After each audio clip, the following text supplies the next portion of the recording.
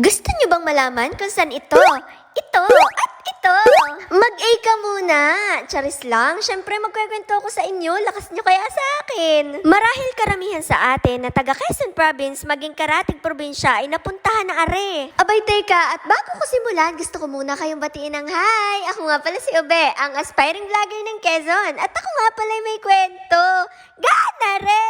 Iya ay di alam nyo na kung saan ako napadpad. Iya ay puro, naay nga ako sa kamayan sa palaisdaan. At kung tatanungin nyo naman kung saan, ay di nila nga rin matatagpuan sa may barangay Dapdap. Napakalawak nga pala ng kanilang lugar, pero panoorin mo hanggang dulot, mauuli ko iyan, oo man. Ako nga pala si Ube, pero parang gusto ko munang palitan ng Dora, kainaman. Pero bago ko kayo iuli, ay mainam kung ako'y kakain muna at malawak-lawak na laka din ito ay. Sakto naman at isi-serve na ang aming pagsasalu-saluhan. Wari ko ako'y mapapalaban. Tingni pa naman at nakakatakam ay tayo galit-galit muna bagi ganyan. Napakadaming pagkain na pagpipilian sa kanilang menu. Pero irereko ko sa inyo aring bilao budol fight na good for sharing. Alam nyo ba na pwede ditong kumain habang nakalunoy ang mga paa sa tubig at pinagkakalibong-bunga ng mga isda? Pero kung ayaw nyo naman ang nakalunoy ay pwede naman sa kate. Katapos nga namin kumain ay diretso na agad kami din sa paliparan at baka maiwanan kami ng flight kay naman. Pero bago ako sumakay ng eroplano ay kailangan ko munang magpabook ng flight. Kaya lang ay kakakain ko pa ay naay at hindi makalakad ng maayos. Kay naman na. Huwag ganan, huwag malikot, behave lang. Yan, ganyan.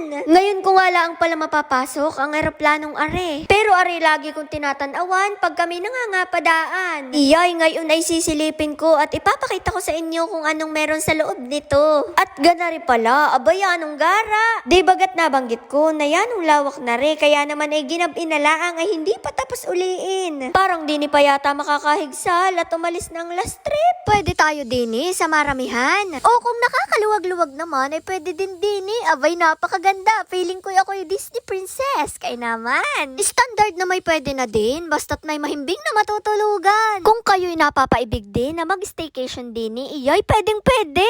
Tungkol naman sa room rate ay iba-iba ay pero pwede nyo din i-PM ang kanilang FB page na Kamayan sa Palaisdaan Hotel and Resort. Dini nga sa beranda ay tanaw ko aring estatwa. Abay nakakahiyang tumabi. Kako ay dini na lang ako sa poste at tamang payakap-yakap na lang sa matigas. Medyo wrong timing nga lang pala yung punta namin dini. Gawa ng inupakan naman ang kabang lakas ng ulan. Ari ay katitila-laang pero maya-maya ay umulan din naman. Pero parang yanong sarap maglunoy dini sa kanilang swimming pool. Dangan laang at talagang yanong lamig ay. Kaya na ay tamang tampisaw na laang muna. Pero sinubukan ko pa din kung kakayanin ko ang lamig kaya nga lamang ay napakalakas ng hangin ay. Pag sa susunod na punta ko at maganda na ang panahon, yari-ari sa akin. Pero kahit na hindi pinagbigyan ng magandang panahon ay ginanagun ako na ang pagkakataon. Alam nyo ba sa tagal ko na sa Tayabas ay nga ngayon ko nalaman na may ganari pala sa Kamayan. Gusto nyo bang makita kung anong meron dito sa nature park nila? Ay katana! Una na nga riyan ay ang napakagandang tanawin na are. Kitang-kita lang naman ang kagandahan ng bundok Banahaw. Sa ganda ng view at ambience dini ay hindi na ako magtataka sa dami na nang nagdaos ng kasal, binyag, seminars, birthdays, at saka kung ano-ano pang okasyon. Lahat yun pwede dini. Wari ko'y mapupuno ang iyong gallery, kapipitsor o video man yan. Tingni pa naman,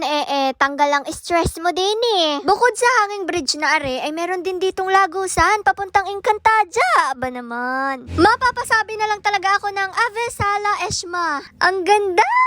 Nasa Kamayan pa rin naman pala ako. Akala ko'y kung saan na akong dimensyon na padpaday. Pagka gusto ng guest ng garden wedding, aba ay dito sila nagse-set up. Pag arena dekorasyon na ng kabang bulaklak yanong gara. Teka, at naambo na naman ay dini muna ako sa hindi mababasa ng ulan. Kung sakali palang gustong magpapawis ay meron din pala dining basketbulan.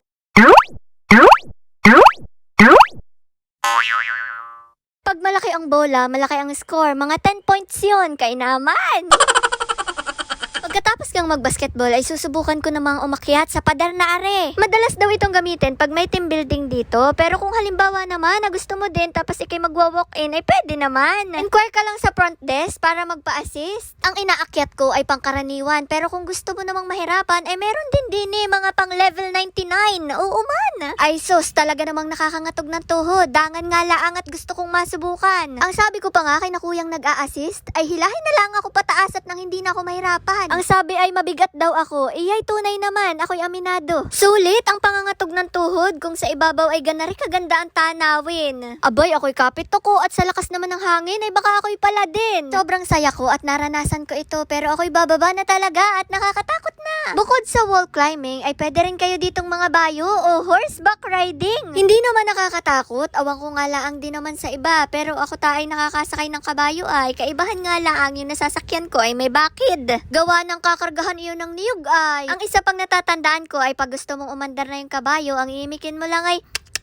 at pagpapatigilin mo naman ay Paano ko nalaman yung mga ganyan? Ay paano at ang tabi ng bahay namin dati ay daan ng karga kaya madalas kong marinig. Maiba ako, nag-enjoy nga pala ako sa pagstay ko dito sa Kamayan sa Palaisdaan. Hindi ko talaga akalain na may ganito kagandang pasyalan sa loob ng Kamayan. Ay parini na rin kayo at ng inyong masilayan. Ay siya at yun na lang muna ang kwento ko for today's video. Thank you for watching. Bye!